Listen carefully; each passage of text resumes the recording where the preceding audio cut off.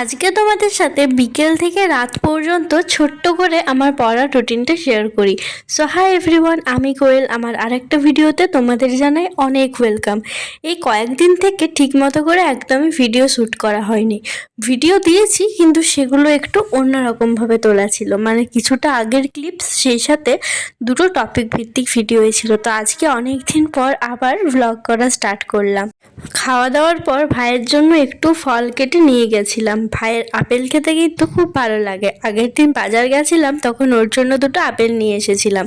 আর আজকে সকাল থেকে কি কি পড়েছি সেটা তোলা হয়নি, তো ভিডিও শেষে আমি তোমাদের সাথে টু ডু লিস্টটা শেয়ার করে দেবো।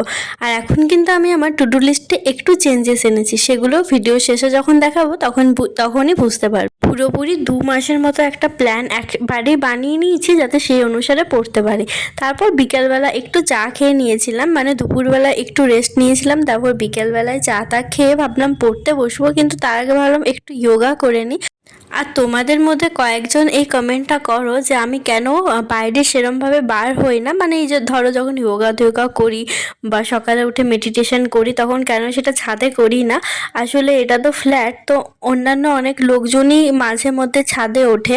তাছাড়া সব থেকে মেন যে জিনিস, এখানে না একটা ডগি আছে, তো তাকে নিয়ে মাঝে মধ্যে, মানে যাদের বাড়িতে থাকে, তো সেই ডগিটাকে নিয়ে মাঝে মধ্যেই কিন্তু ছাদে উঠে নিয়ে ঘোরাফেরা করে। আর আমার কিন্তু ডগিকে প্রচণ্ড বেশি ভয় লাগে, সেই জন্য বিশেষ করে আমি কিন্তু একদমই ছাদে উঠি না।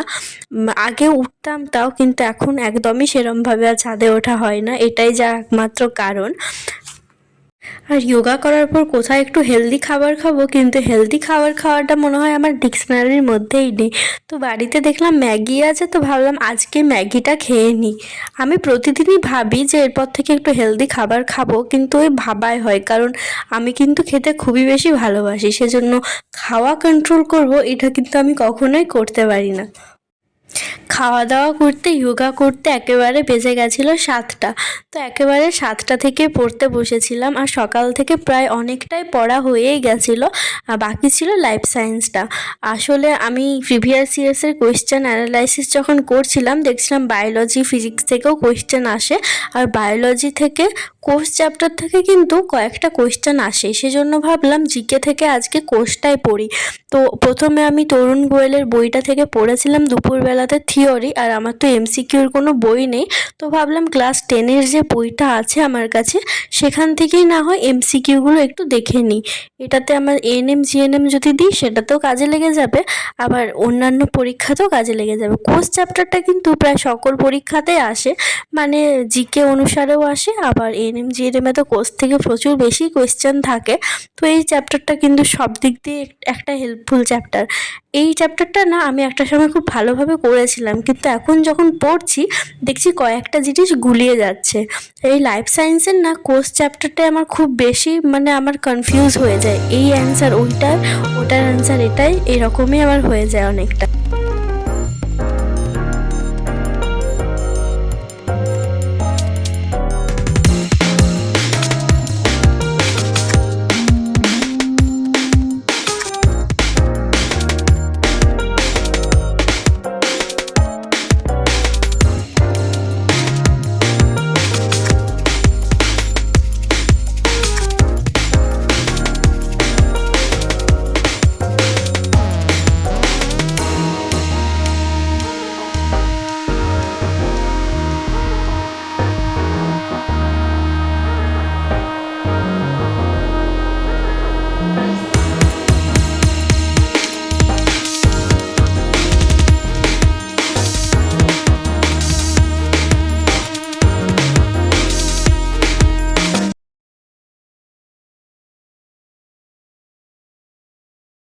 লাইফ সায়েন্সটা কমপ্লিট করতে প্রায় 3 ঘন্টা লেগে গেছিলো।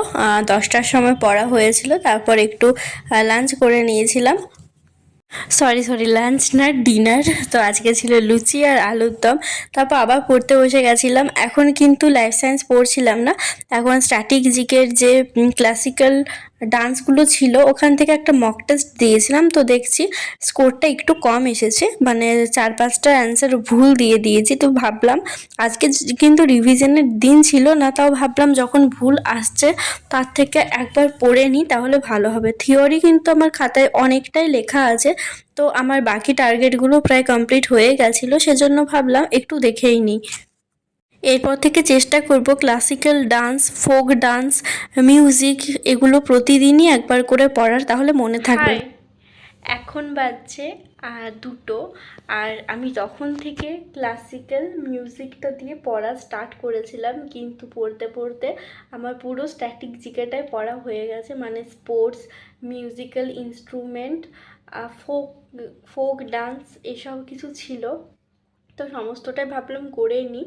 আর একটা জিনিস বুঝতে পারলাম যে এই যে স্ট্যাটিক জিকেটা আছে, এটা যদি প্রতিদিন একবার করে রিভিশন দিই, মানে প্রতিদিন যদি রিডিং পড়ি তাহলে কিন্তু বেশি মনে থাকবে। কারণ আজকে একটা মক টেস্ট দিয়েছিলাম, কিন্তু ওখান থেকে না একটু কম এসেছে নাম্বারটা, মানে কয়েকটা অ্যান্সার একদমই ভুল দিয়ে দিয়েছি। তো সেজন্য ভাবলাম এরপর থেকে স্ট্যাটিক জিকেটা প্রতিদিনই পড়বো। আর আজকে না ম্যাথ করা হয়নি, রাত্রে টাইমটাতে ম্যাথ করলে ভালো হতো। আমার এখন মনে পড়ছে যে আজকে ম্যাথ করিনি। আর টু ডু লিস্টটা একটু চেঞ্জ করেছি, 2 মাসের একটা টার্গেট প্ল্যান বানিয়েছি। এখন সেই 2 মাস অনুসারে প্রতিদিন দেখছি কতটা কি হয়েছে, বাকিটা তারপরেই করছি।